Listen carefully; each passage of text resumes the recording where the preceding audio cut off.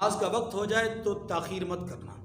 یہاں بھی ہم میں بہت زیادہ کوتاہیاں ہیں، اپنے کام میں مصروف رہتے ہیں، لگے رہتے ہیں، ابھی پڑھتا ہوں، ابھی گاہک جاتا ہے پڑھتا ہوں، ابھی بات ختم ہوتی ہے پڑھتا ہوں، ابھی دوست نے اٹھ کے جانا ہے تو پڑھتا ہوں، ابھی یہ کرنا ہے تو پڑھتا ہوں۔ یعنی یہ اپنی طرف سے خود تاخیر کا ایک سبب بنتے جا رہے ہیں۔ چھوٹی چھوٹی باتوں پہ ہم نماز کو مؤخر کرتے جا رہے ہیں۔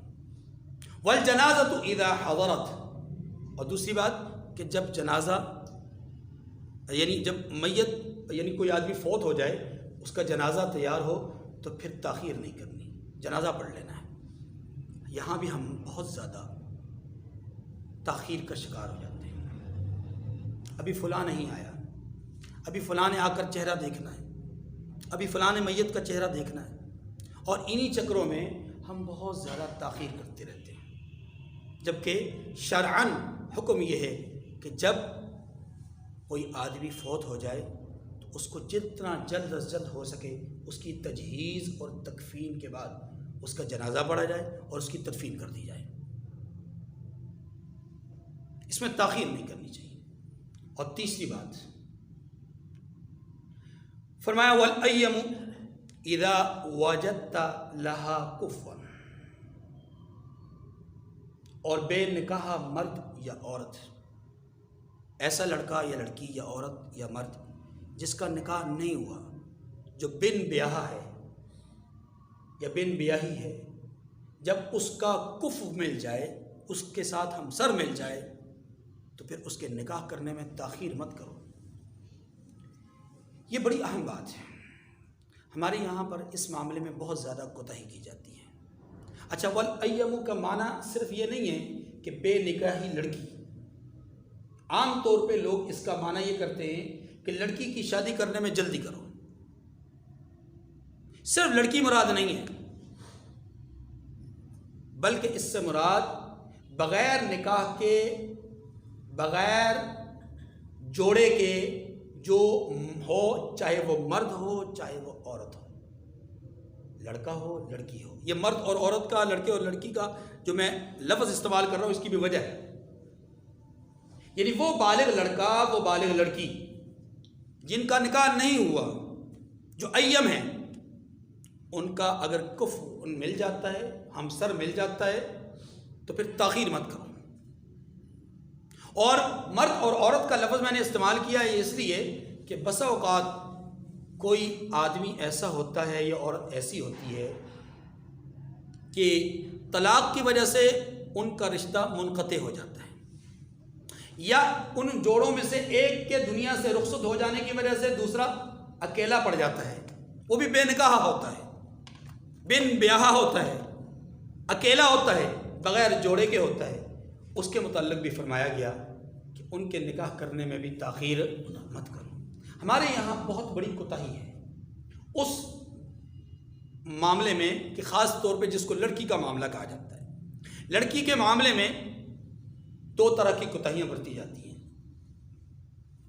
ایک وہ لڑکی کہ جس کا ابھی نکاح ہوا ہی نہیں ہوتا سرے سے، اس کے اندر کوتاہی اس لحاظ سے برتی جاتی ہے کہ جناب ابھی اس کے لیول کا لڑکا نہیں ملا، اس کے لیول کا لڑکا نہیں ملا، جو ہم چاہتے ہیں اس کے لیے ویسا مالدار اور ویسا صاحب حیثیت، صاحب ثروت لڑکا نہیں ملا، اور اسی چکر میں خدا کی قسم بہت ساری بچیاں اپنے گھروں میں ان کے بال سفید ہو چکے ہیں۔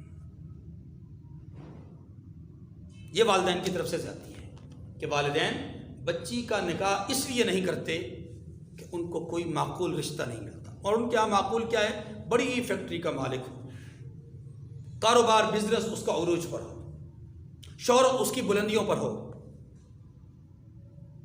نام و نمود اس کا بہت زیادہ ہو۔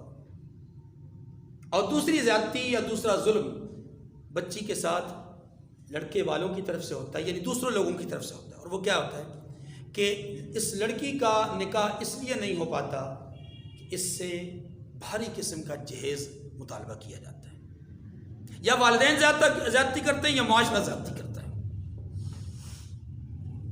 بے نکاحی لڑکی کے ساتھ جو نکاح میں رکاوٹ ہے وہ دو چیزیں، یا تو والدین ہیں یا پھر معاشرہ، اور ان دونوں کے ظلم کی وجہ سے چکی میں وہ بچی پستی ہے۔ تو اللہ کے رسول نے کیا فرمایا صلی اللہ علیہ وسلم کہ اے علی، کہ جب بے نکاح مرد اور عورت کے لیے، لڑکی اور لڑکے کے لیے ہم سر مل جائے تو نکاح میں تاخیر مت کرنا۔ دوسرا عورت کا معاملہ ہے کہ جب اس کو طلاق ہو جائے یا پھر اس کے خامند کا انتقال ہو جائے، دونوں صورتوں میں بہت دفعہ ایسا ہوتا ہے کہ اس کا دوسرا نکاح نہیں کیا جاتا، اور اس کی وجہ کیا ہوتی ہے؟ عیب سمجھا جاتا ہے۔ خاص طور پر وہ عورت جس کا خامند فوت ہو جائے اور اس کی گود میں کوئی بچہ بھی ہو، اس کی اولاد بھی ہو، اس کے لیے تو نکاح کو معیوب سمجھا جاتا ہے کہ اب اس نے نکاح کیوں کرنا، اب اس کو کیا ضرورت ہے نکاح کی۔ کیا یہ سوچنے والوں نے کبھی اپنے بارے میں بھی سوچا کہ ہمارے یہاں بھی تو ایک بیٹا ایک بیٹی موجود ہے، اس کا بھی ایک بیٹا ایک بیٹی موجود ہے، ہم پھر ازدواجی تعلقات کو مزید کیوں بڑھا رہے ہیں؟ یاد رکھیے، جس طرح دوسرے انسانوں کی خواہشات ہوتی ہیں، بالکل اسی طرح اس عورت کی بھی خواہشات ہیں کہ جو متوفی عنہا ہے، جس کا خامد فوت ہو چکا ہے۔ اس لیے تو رحمت دو عالم صلی اللہ علیہ وسلم نے فرمایا وَالْأَيَّمُ، وہ مرد اور یا عورت جس کا جوڑا موجود نہ ہو، جس کا شریک موجود نہ ہو، جس کا ساتھی موجود نہ ہو، جب اس کا ساتھی مل جائے، اس جیسا ساتھی مل جائے، نکاح کرنے میں تاخیر مت کرو، جلدی کرو۔ اور یہی حال لڑکے کے ساتھ بھی کیا جاتا ہے۔ لڑکا اپنے پاؤں پہ نہیں کھڑا، ابھی اس کا بزنس سٹیبل نہیں ہوا، ابھی اس کا کاروبار جو ہے وہ ٹھیک طرح سے چمکا نہیں، ابھی وہ ایسا نہیں ہے، ابھی ایسا نہیں ہے۔ یاد رکھیے کہ بلوغت کے بعد بچہ یا بچی جو خطائیں، جو لغزشیں، جو کوتاہیاں کرتے ہیں، ان کے اندر والدین برابر کے شریک ہیں۔ وَالْأَيَّمُ إِذَا وَجَدْتَهَا كُفْوًا، حضرت علی المرتضیٰ سے رسول اللہ صلی اللہ علیہ وسلم نے فرمایا کہ بے نکاح بچہ یا بچی، مرد یا عورت، جب اس کے لیے کفو مل جائے تو نکاح کرنے میں تاخیر مت کرنا۔ کفو کیا ہے؟ نمبر 1 نسب، ہم نسب ہو، نسب ایک ہو۔ نمبر 2 اسلام۔ یہ میں ترتیب وہ نہیں بتا رہا کہ جو مطلب ایکچوئل ہے، اصل تو ترتیب ہے اسلام پہلے نسب بعد میں ہے، لیکن ایک ویسے فگرز بتا رہا ہوں کہ نسب بھی کفر کا ایک حصہ ہے، اسلام یعنی مسلمان ہونا کفر کا ایک حصہ ہے، آزاد ہونا کفر کا ایک حصہ ہے۔ اسی طریقے سے اگر ہم غور کریں تو ہمیں بچے اور بچی میں ایک چیز اور دیکھنی چاہیے، اور وہ کیا ہے کہ ان کا پیشہ، یعنی ان خاندانوں کا پیشہ یا ان کا جو سلسلہ ہے روزی اور اسباب کمانے کا، وہ کیسا ہے، جائز ہے، ناجائز ہے، حلال ہے، حرام ہے، اس چیز کو بھی دیکھنا ہے، اور اسی طریقے سے دیانت اور امانت داری کو بھی دیکھنا ہے۔ یہ 5-6 چیزیں ہیں، اس کو کفر کہتے ہیں، جس آدمی کے لیے خواہ وہ لڑکا ہو خواہ وہ لڑکی ہو۔